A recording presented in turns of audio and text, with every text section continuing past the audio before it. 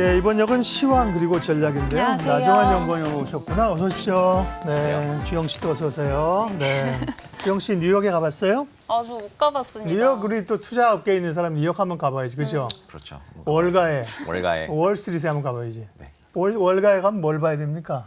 황소 동상을 봐야죠. 황소산. 네. 네. 또 뭘 먹어야 됩니까? 햄버거죠. 예? 햄버거죠. 햄버거. 뭐 인앤.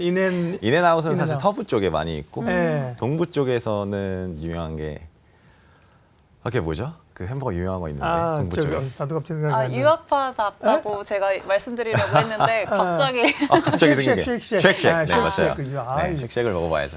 생각 안 해주시니까 고맙습니다. 저도 생각이 안 나는데 쉐이크쉑 그러니까 뉴욕 한번 우리 영앤 리치가 한번 가봐야 한다. 왜 월스트리트라 그런지 그죠? 담벼락이 있느냐 내 거리인데 그죠? 싸움하던 지금은 담벼락은 없습니다. 그죠? 월가. 월가는 어떻게 되는 거예요? 지금 뭐 부채한도 협상 3차까지 했는데 네. 타결될까 했는데 오늘 아침에도 결국은 뭐 무산됐다고 하는데 네. 되는 거예요? 안 되는 거예요? 일단은 그 공화당하고 민주당의 이견 차이가 조금 심하죠. 예. 일단 전반적인 쟁점은 결국에는 예산안, 그러니까 지출을 얼마나 삭감할 것인가 이게 이슈가 되는 건데 공화당 측에서는 바라고 있는 바람이 전반적인 지출 레벨을 좀 이렇게 낮추고 싶어 합니다. 2024년, 그러니까 내년도 예산안 자체를 올해보다도 더 줄이는 방향으로 지금 추진을 하고 있는데 네. 백악관 측에서는 내년도에 원래 지출을 좀 늘리려고 했는데 내가 좀 양보해서 이번 연도 정도 수준에서 쓸게 정도에서 좀 이렇게 의견을 내고 있으니까 좀 의견 충돌이 계속 지속이 되고 있는 그런 상황이죠. 그렇다 보니까 계속 협상이 잘 안 되고 있고요. 주가 자체도 협상의 흐름에 따라서 계속 이렇게 변동성이 높은 그런 모습을 조금 보이고 있는데 제가 저번에도 말씀드렸는데 결국에는 그래도 양당이 합의를 해서 부채 한도 이슈는 해결되는 거 아니냐라는 게 이게 일반적인 생각입니다. 근데 만약에 이 만약의 경우를 저희가 이제 테일 리스크라고 많이 하는데 만약에 2011년처럼 합의가 조금 안 돼서 디폴트가 나기라도 한다면은 그 주가의 하락폭 자체가 굉장히 크기 때문에 이런 거를 조금 대비하는 차원에서 좀 주가가 그거에 따라서 좀 이렇게 흔들리는 모습을 보이고 있다 정도로 보시면 될 근데 것 같아요. 메카시 하원 의장이 보니까 뭐 협상하면서 보통 기싸움하면서 뭐 죽어도 못 보내 뭐 모태일 텐데 뭐 상당히 될 것 같이 얘기를 그죠? 그렇죠. 키우고 있어요. 맞아요. 지난주 네. 같은 경우는 그러니까요. 바이든 대통령도 마찬가지로 그러니까. 굉장히 옵티미스틱하다. 뭐 주말 안에 끝낼 것 같더니 그렇죠. 이번 주 이번 넘어와서도 주에. 뭐 오늘도 협상은 안 됐습니다만 뭐 생산적이었다 이렇게 네. 얘기를 하는 거 보면 희망을 갖는 것 같아요. 근데 이게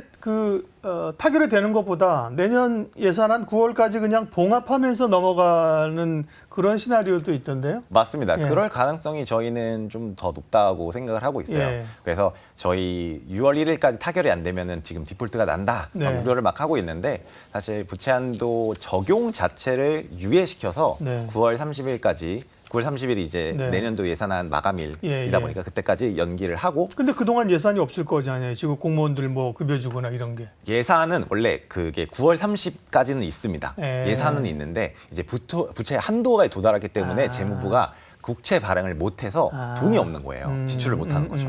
그래서 그거 때문에 지출 그 부채 한도 캡을 좀 이렇게 유예를 하자 9월 30까지 네. 그러면서 부채 발행하면서 지출을 하자라는 게 거기에 목적입니다. 네. 근데 부채 한도 협상도 좀 주목해 봐야 되지만 이번 주에는 FOMC 회의록, 의사록도 공개를 앞두고 있잖아요. 좀 어떤 포인트들을 집중해서 봐야 될까요?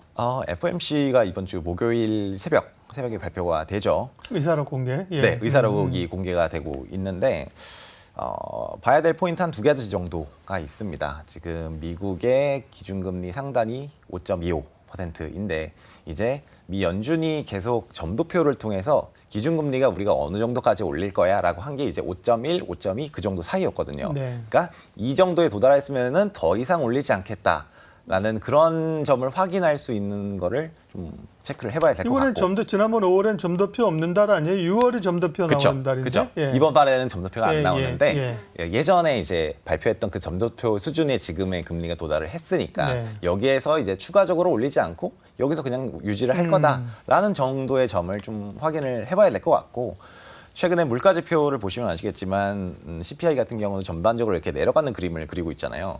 그렇기 때문에 조금 이제 금리 하락 인하 또 해도 되지 않나 이런 얘기도 나오지만 또 물가 하락 속도가 그렇게 빠르지는 않습니다.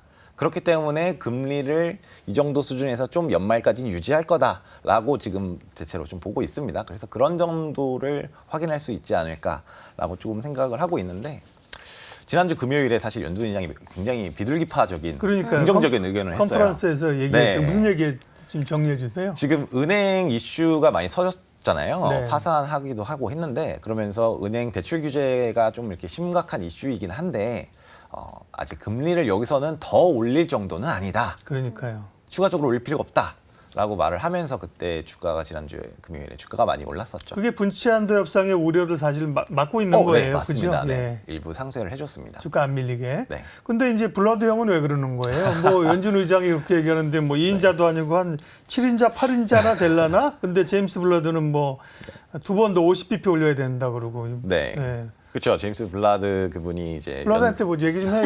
영어 말 되니까 영어로 좀 얘기 좀 해요. 그분이 굉장히 좀 매파적이신 네. 분이시죠. 네.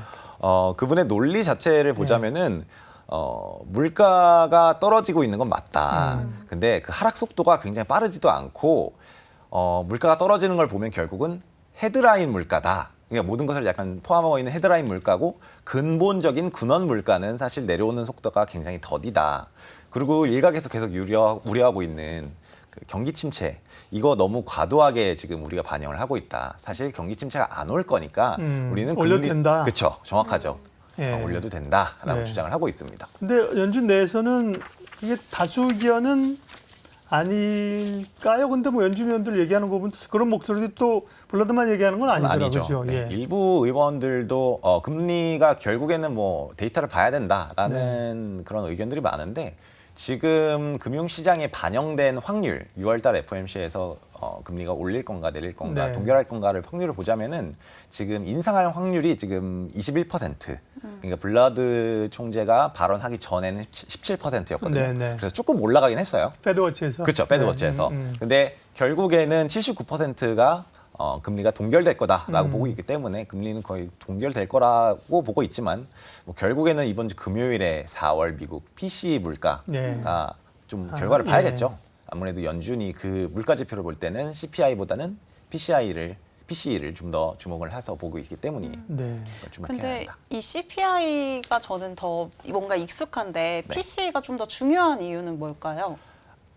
CPI는 저희 소비자들이 많이 사용하는 그런 물품들을 대상으로 하는 그런 물가 지표예요. 그래서 저희 같은 경우는 제가 지금 지출하는 것 중에서 가장 큰 부분을 포함하고 있는 게 월세라 보니까 이제 CPI도 마찬가지로 이제 그 주거비 측면을 굉장히 크게 포함을 하고 있습니다. 근데 반면에 PC 물가 지표 같은 경우에는 비율 자체가 전반적으로 균일하게 되어 있고 더 많은 상품을 가지고 물가를 측정을 하거든요. 네. 그러니까 연준 입장에서는 전반적인 물가 상황을 보기에는 PC가 좀 더 적합하다라고 생각을 하는 거죠. 예리한 질문. 전곡을 찌르는 질문을 하셨네. 잘 모르니까 오히려 그런가 봅니다. 네. 뭐 사실은 보시는 분도 모르는 거 많죠. 우리도 그냥 그쵸. 아는 것처럼 영어로 막 쓰는데 모르는 거 많아요. 그죠? 해결을 해 주셔야 돼요. 네. 그러면은 이렇게 좀 시장이 불안정한 와중에도 사실 빅테크 기업들은 굉장히 흐름이 괜찮았잖아요. 이 상승 랠리가 조금 이어질지도 궁금해요. 저희는 좀 계속 더 이어질 거라고 생각을 해요.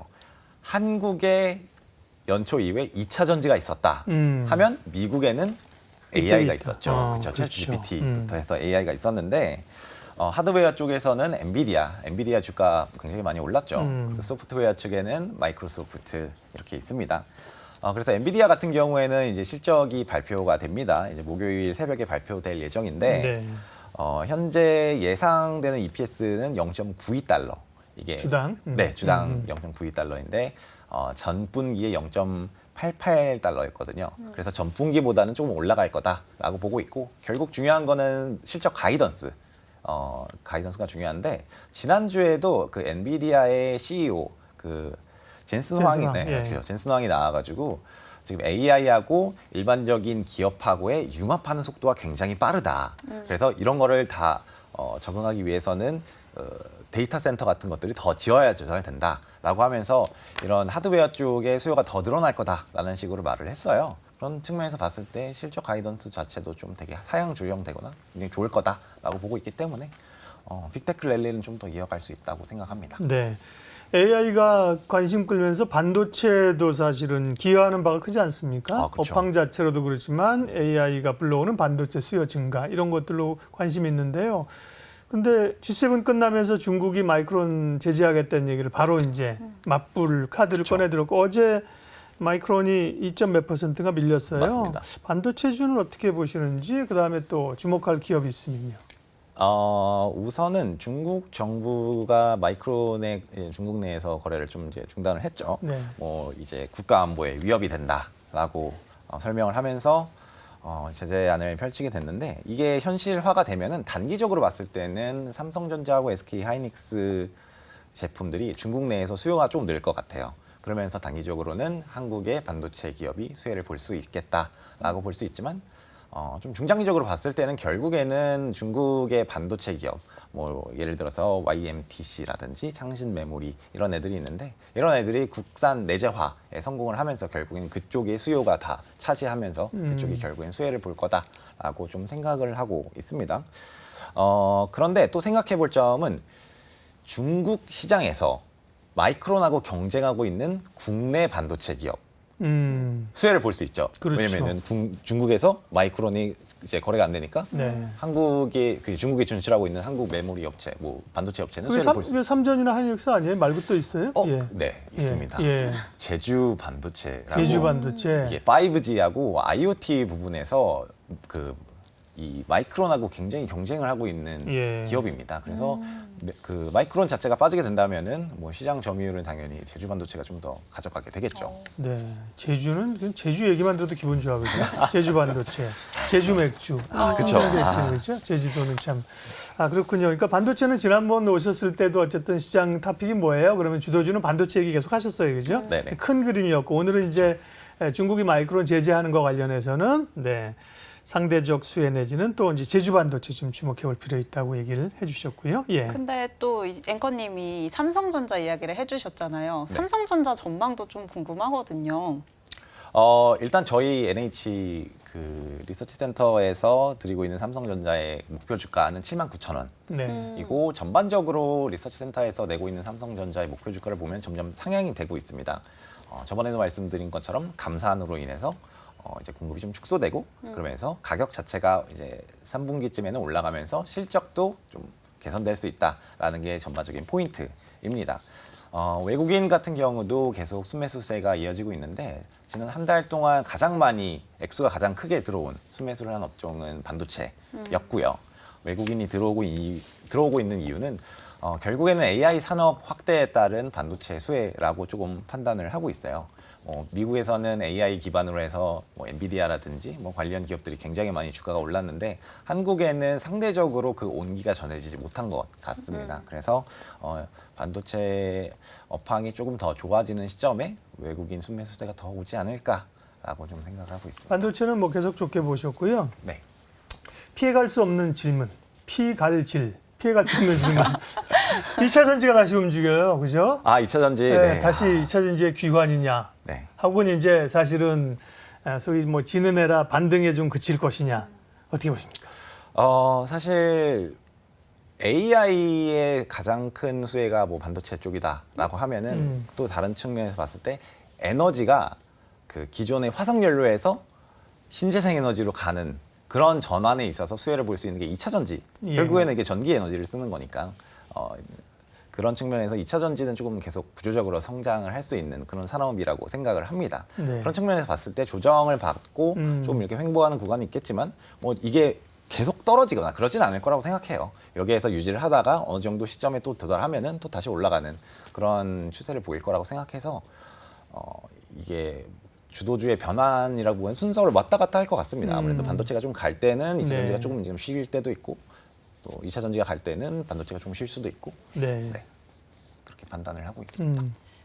그러면은 궁금하신 또 거. 주도할 수 있는 업종은 2차 전지 말고 또 뭐가 있을까요? 반도체 2차 전지 말고. 반도체 2차 전지 말고는 일단 외국인 순매수를 좀 지난 한 달간 살펴봤을 때 네. 가장 많이 들어왔던 거는 반도체였고 두 번째로 많이 들어왔던 거는 자동차고 제가 생각하기에는 그 세 번째가 소프트웨어였습니다. 그러니까 인터넷 기업인데 네이버 카카오의 주가 자체는 그렇게 크게 많이 오르진 못했어요.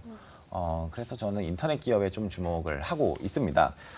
물론 인터넷 기업 같은 경우 하반기에 국내 경기 자체가 좀 이렇게 엄청 좋지는 않다라는 우려 때문에 뭐 광고 매출이 좀 안 좋을 수 있다는 우려가 있긴 한데 결국 그 AI 네이버에서 출시할 예정인 그 하이퍼클로바 이제 그걸 기반으로 해서 검색 엔진을 7월달에 이제 발표를 한다고 합니다. 그래서 그게 나오게 되면은 또 AI 모멘텀이 생기면서 주가가 좀 오르지 않을까라는 생각도 있습니다.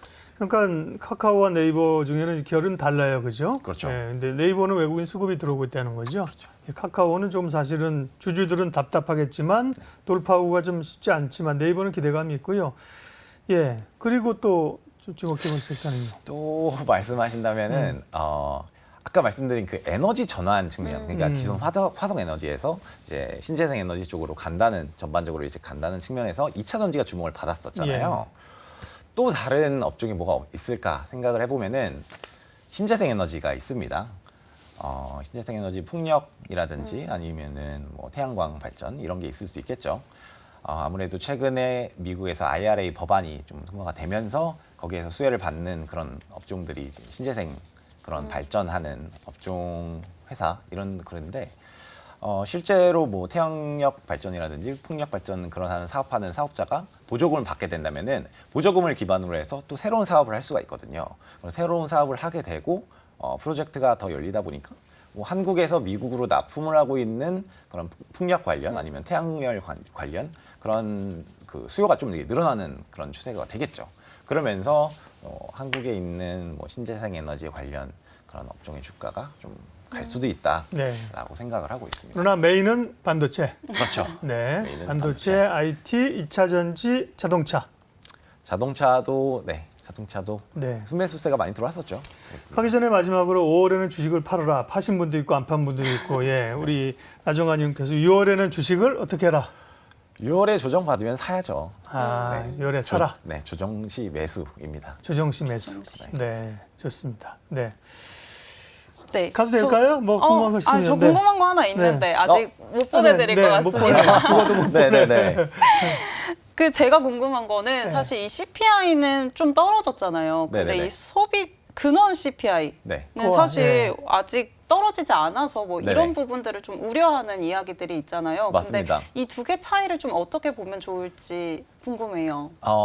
그 헤드라인하고 근원의 차이는 결국에는 그 변동성 가격 변동성이 높은 애들을 제외한 게 근원 물가거든요. 그러니까 네. 근본적으로 물가를 좀 더 측정할 수 있는 물가가 근원 물가라고 하는데 변동성이 높은 그런 제품들은 에너지라든지 음식료 가격, 그러니까 뭐 채소 가격이 폭등하면은 이게 물가 상승률에 좀 여파를 미칠 수 있으니까 그런 애들을 제외를 한 애들이 근원 물가입니다. 그래서 그거를 보는 게 좀 더 장기적인 물가 추세를 보는데 적합하다라고 볼 수 있죠. 지금은 특별히 코어를 봐야 돼요, 그죠? 그렇죠. 예. 아무래도 코어가 안 떨어지기 때문에. 네. 그죠? 그게 한 4% 밑으로 좀 내려와야 되는데. 그렇죠. 그죠? 예. 그래야지. 연말이라 좀 기대를 하고 있고. 맞습니다. 지금은 뭐 헤드라인보다 코어를 봐야 되는 거죠. 코어를 더 보는 걸로 네. 코어가 저도 핵심이잖아요. 더 핵심을 공부를 봐야죠. 해보겠습니다. 네, 아유 좋은 질문을 떼주셔가지고 나중환 의원님하고 저는 먼저 들어가 보도록 네. 할게요. 주영 씨가 마무리 보내드리겠습니다. 이제. 잘해주십시오. 네, 들어가세요. 네. 이로운 경제 채널 EBC